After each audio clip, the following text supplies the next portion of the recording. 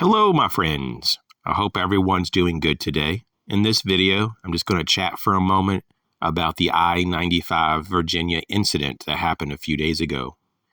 A lot of people got stuck on the interstate. It was due to bad weather. It was due to auto accidents. People ran out of fuel in their vehicle, which became a big problem pretty quick because people couldn't stay warm. People didn't have enough clean water. Some people, because they're not conditioned to go without food for a period of time, they got really hungry, and some people got sick from that. So you got a lot of mess going on. The rescue crews in that area couldn't get to very many people at all. They were just overwhelmed completely. And so I just wanted to talk about all this and put things in perspective to the best of my ability, maybe give you some things to consider, I would love to hear what you have to say about this in the comment section, though, because I'm not going to be able to cover everything. I just put together a basic outline on this situation. So without further ado, let's jump into it. I think first and foremost, we need to keep our expectations reasonable. We shouldn't expect the local government or the state government or the federal government to always be there, in an emergency, because they're not. And this is just another example. The government wasn't really there to help many people because they just didn't have enough resources. And so we need to change the whole internal dialogue. Instead of saying, oh, the government's going to save me, or the private sector will save me, rescue services will save me. We need to start saying, how can I rescue myself? How can I self-rescue? And so we can put together a plan, and we can carry with us certain types of supplies that will help us greatly. So this is what I'm going to get into now. The first is just a bit of information just to think about, and that is super common sense, but a lot of people don't really follow common sense anymore, and that is to stay off the roads during bad weather.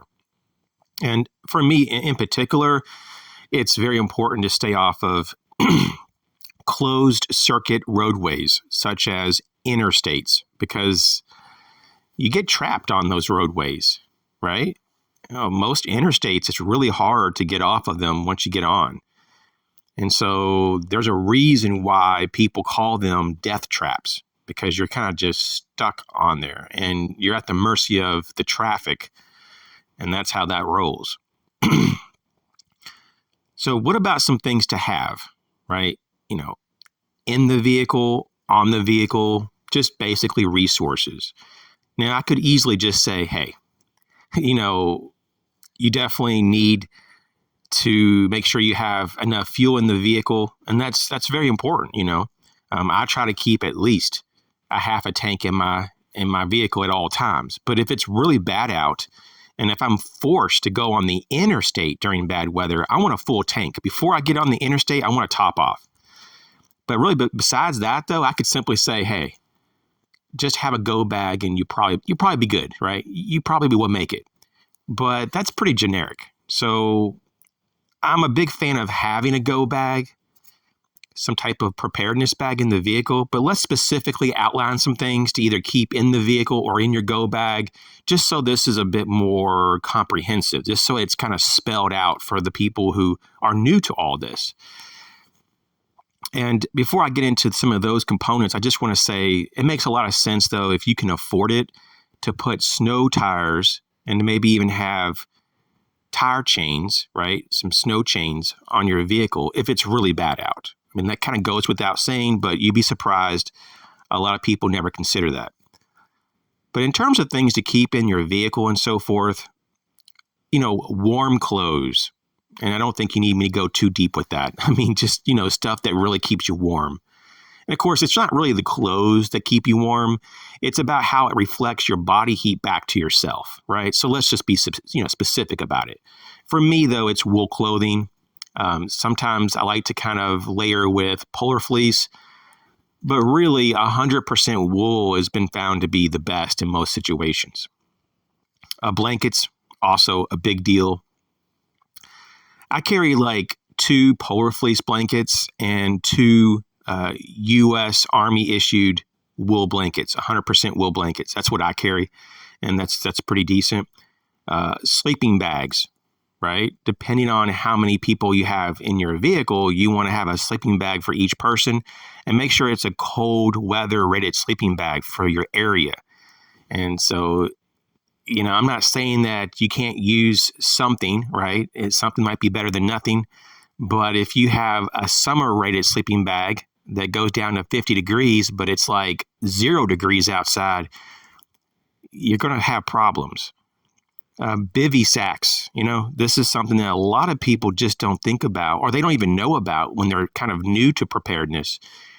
But basically, there's these bags, these large body-sized bags. They call them bivy sacks or bivy bags.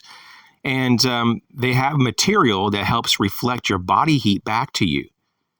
And a lot of them are rated between like 10 to 15 degrees in terms of what it can reflect back to your body. And so basically, it can increase the air and the ambient space around you in the bag, inside the bag, and you can basically be 10 to 15 degrees warmer than if you were not in the bag. Now, what you can do is you can do combinations. You can do, for example, warm clothes, and then you can get inside of a sleeping bag, and on top of the sleeping bag, you can have your bivy sack to reflect more heat. So any heat that is escaping through your sleeping bag can be kind of captured and basically just contained in the bivy sack. So you can do a multi-layered system for shelter, a shelter system, and it can go a long way. Now let's talk about candles. I think having some candles, and if you're really worried about open flame just in your vehicle, you can get some candle lanterns, and that's going to help you generate some heat. This is something that if your vehicle runs out of fuel, you need to stay warm. You might be surprised what 2, 3, or 4 candles will put out in terms of BTUs. So having several lighters is going to be really smart. I wouldn't just have one lighter. I'd have at least 2 or 3 good quality lighters. Portable power station is awesome. You can do so much with this.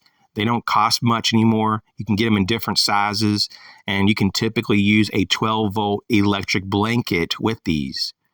And that can give you a number of hours of additional warmth to maintain and stabilize your core body temperature to keep you out of being into a hypothermic state.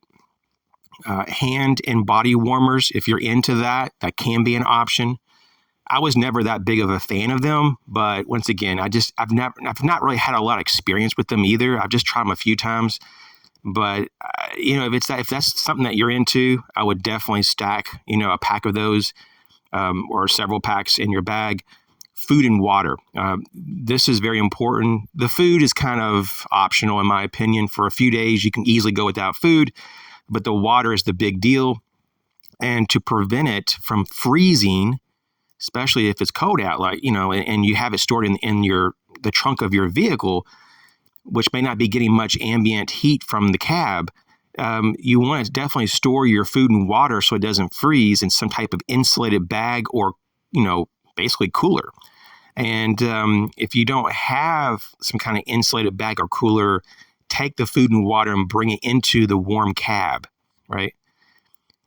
Okay, so we also need to just touch base on essential medications, and I'll just give you just one example. For those who deal with diabetes, you're going to need, for example, insulin. That can be life and death. So don't be leaving your home thinking, oh, everything will be just fine, nothing will ever happen, and be caught without your essential medication. Because, there are some cases that some people can go into a coma or worse if they don't have what they need. Car charger for your phone. I would always keep your phone topped off, before you go anywhere. So I would charge it fully before you leave the house. Have your car charger to charge it additionally if you need it. And if the car dies or if it just runs out of fuel and the battery goes out, have a backup battery pack. You can get them for like $10 to $20, and it gives you several charges for your phone. I would have, in addition to all that, a pocket stove. They have different kinds. Now, you may want to have something larger. You may want to have something larger than a pocket stove, but that's just something for me. I typically travel by myself, but you also have the need possibly for a multi-tool or maybe just a tool kit. It doesn't have to be like a complete home kit, a comprehensive kit. It could just be certain tools. And you might want to research what would make more sense for you. But then you also have the folding shovel in case you need to dig yourself out. It could be snow that is all around you. It could be whatever. That's smart. An axe or hatchet and saw for shelter making or for fire making.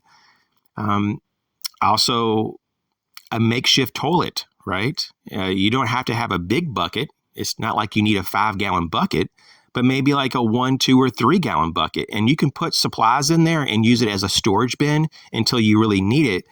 And it can be a toilet. And you can just line it with a garbage bag and some kitty litter and just have some wet wipes on this, on standby just to clean up.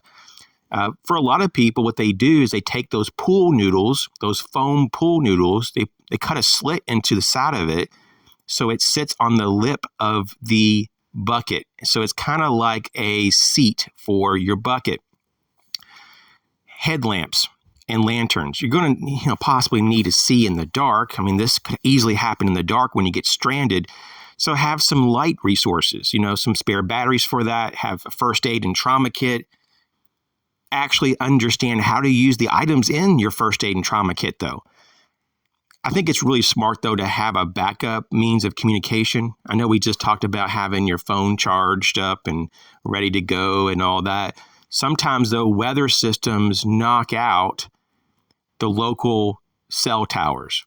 This is something that happens. It's happened in my area all the time during bad storms.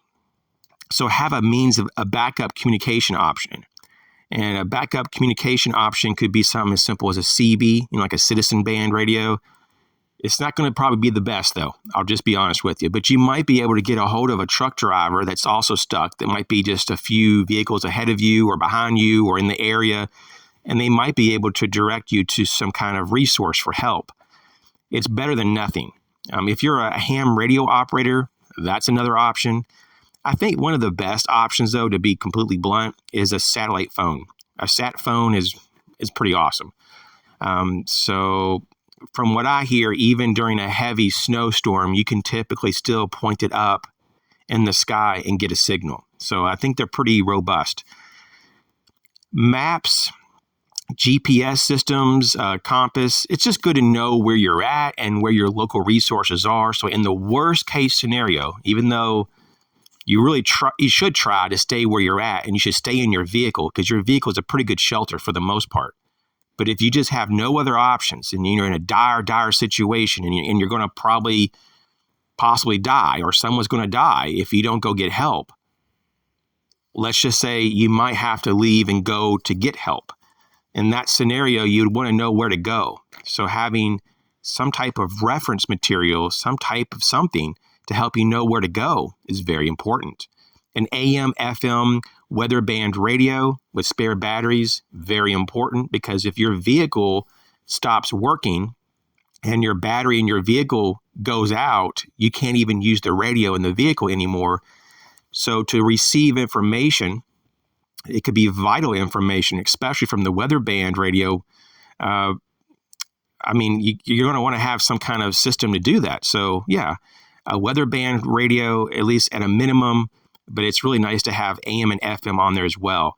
Tarps, I'd have at least a few good tarps in case you had to build a shelter for whatever reason outside of your vehicle, or if you wanted to insulate your vehicle, if it's a really cold night, you could put tarps over your vehicle and help to trap more heat that way.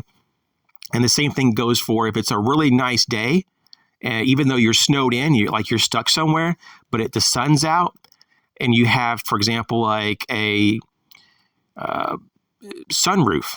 A lot of them have shades. I would pull the shade back and let as much light into your vehicle and allow the greenhouse effect to help warm your cab of your vehicle. Don't work against nature, work with nature. I would definitely have some toe straps, an air compressor, a tire repair kit, a jump start kit, flares. I know a lot of people don't like flares because it's kind of scary, but it makes a really easy way to make fire. I mean, it'll definitely get some things going, and it's a good warning device. A good warning device against other vehicles that can't see you in inclement weather. And lastly, I just want to say playing cards. Playing cards can be a big deal if you're really stressed out, or if you have kids or like younger people with you, have different games that you can play, and it won't take up that much space. Just a few games really doesn't take much space up, and it can really help with your mental health and de-stress and give you a healthy distraction. I hope this helps. You guys take care.